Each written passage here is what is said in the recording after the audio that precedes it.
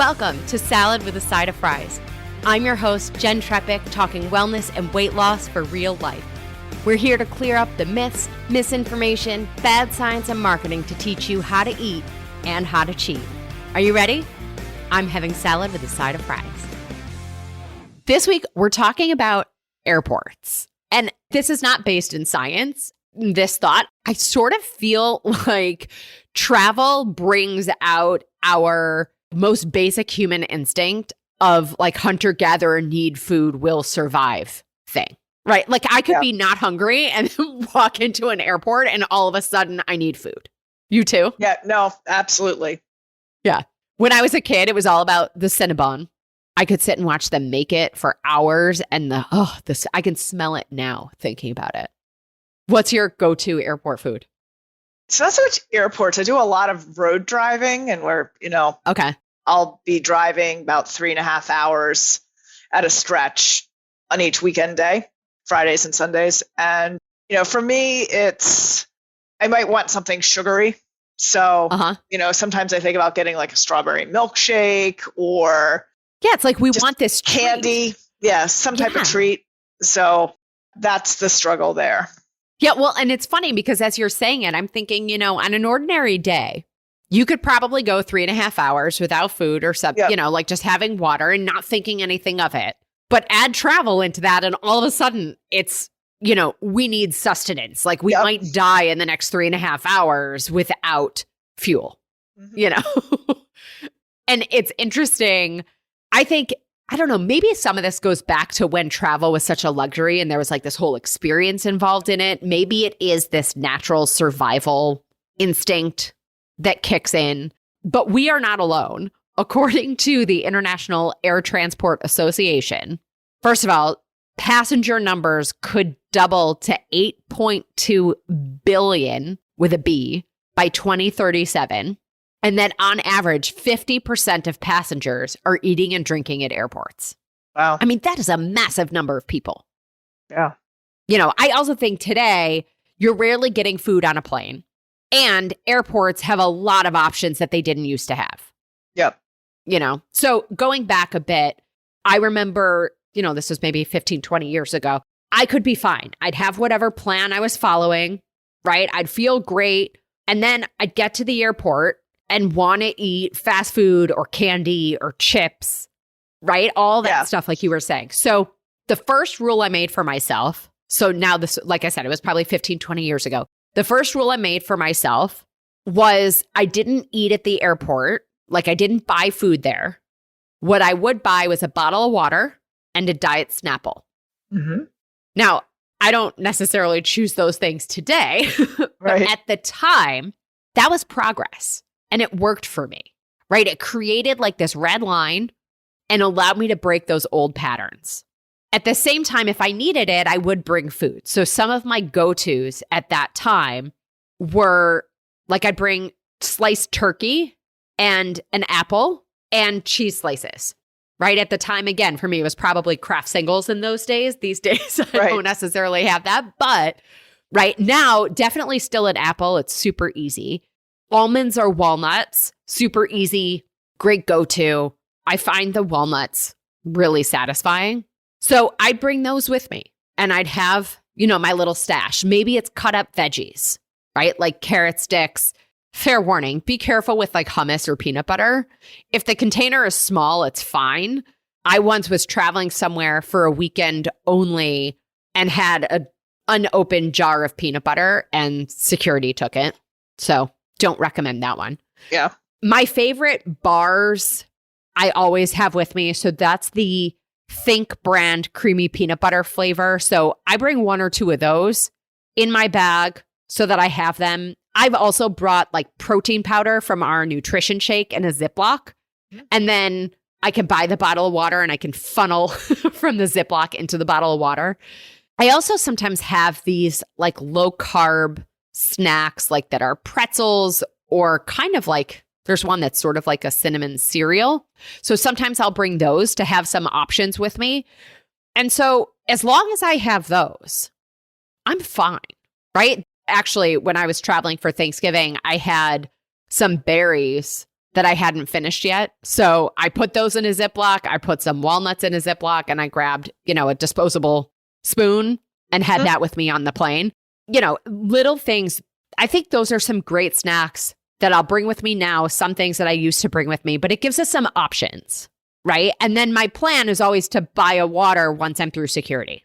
The other thing, though, is that now so many airports have been renovated and revamped, and there are tons of food options beyond the junk. Right. Right? There's still certainly junk, right? But there are a lot of other things. So perhaps your plan is to give yourself enough time to have a sit-down meal at the airport, right? And then you can go back to our episode Menu Mayhem for navigating the menus. And potentially it's really the same as any other time that we're eating out. Actually, back to my travels for Thanksgiving, on my way to Michigan before Thanksgiving, I ended up having poached eggs with greens, and I got some breakfast potatoes at the airport because, great. Salad with a side of fries, right? Yep. I mean, there are great options. The caveat to all that is I'm thinking about that poached eggs and the greens that cost, just shy of $1 million, right? So, airports maybe aren't the most cost-effective eating attempt. So again, going back to those snacks that you brought. But then there's also I was also in an airport recently and ended up choosing Subway. Also great for your road trips. Yep. The sandwich or the bowl? So I get the salad. Okay. Which is the bowl with shredded lettuce, and they also have spinach. And then I get all the veggies and sometimes turkey. Okay. From that, yes, it's deli meat turkey that maybe I wouldn't necessarily normally eat, but also it's fine, right? Pick our battles, onward and upward. And frankly, no matter what we're choosing, if we're employing the same guidelines of protein, fiber, some quality fat, check the box and onward, Also, I feel like every airport these days has a Starbucks. We've discussed Starbucks options in episodes, so you could certainly even get your typical Starbucks order.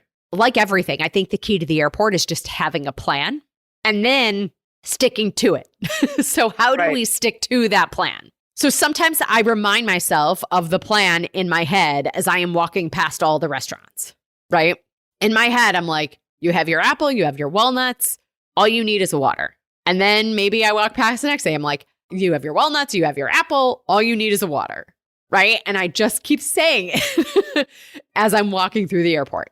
I mean, sometimes also, I have been known to not give myself enough time to do anything more than pick up a water. And so in those cases, I sort of just have my blinders on, right? I'm not even paying attention to all those things. If you do have time, certainly read the labels. A lot of those little stores have tons of options. The chickpea snacks, not the puff ones, but just the baked or roasted chickpeas. Mm-hmm.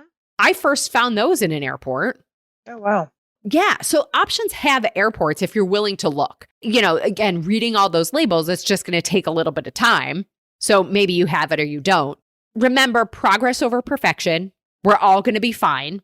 So if the pre-made sandwich looks infinitely better than the salad that maybe looks like it's been sitting there for a week, okay, right? A sandwich is not going to make or break our progress. And do what you can do. Right? No need to torture yourself with a gross salad just for the sake of saying you had a salad. Eat the sandwich, enjoy it, and move on. Another piece that might be helpful for sticking to your plan is one of my favorite mantras of that's not my food. I actually did this in the Detroit airport recently. I was walking past the Dillon's Candy, just a giant candy store. And I just looked at it and I was like, that is not my food. And just keep walking. A couple other things that I remind myself of. Extra sugar and salt are only going to make me feel more puffy and gross after a flight. Yep. So it helps me because I'm like, I could choose this and it might taste good, but I'm going to feel extra gross, right? Because we're adding all of that to the airplane and all that. And then that makes water especially necessary because dehydration's not fun and more likely after the flight. And then kind of to your point of the 3.5-hour car ride, I consider how long till my next meal, right? If I'm likely to eat just after the flight, on the other side, how many hours do I actually need sustenance for? And considering that, Certainly, right, with delays and things that can happen, pack some emergency food, maybe have something with you, but do I really need a full meal, right? Like, how long am I actually going to be away from food? Right. And then considering too, like, what time of day is it going to be when I'm at the airport? Because over the summer, had a flight where I was in the airport at midnight and there was nothing open. And then I had a layover that was like from 4:30 to 6 a.m. There was nothing open. So just take that into consideration with what we're planning and bringing with us. And then just keeping these things in mind. For me, this was all just a really great practice to build that muscle, right? Build the muscle of taking care of myself, of thinking logically rather than operating from old patterns or doing things that don't actually make sense. Okay. One other pro tip for flying, work out before the flight.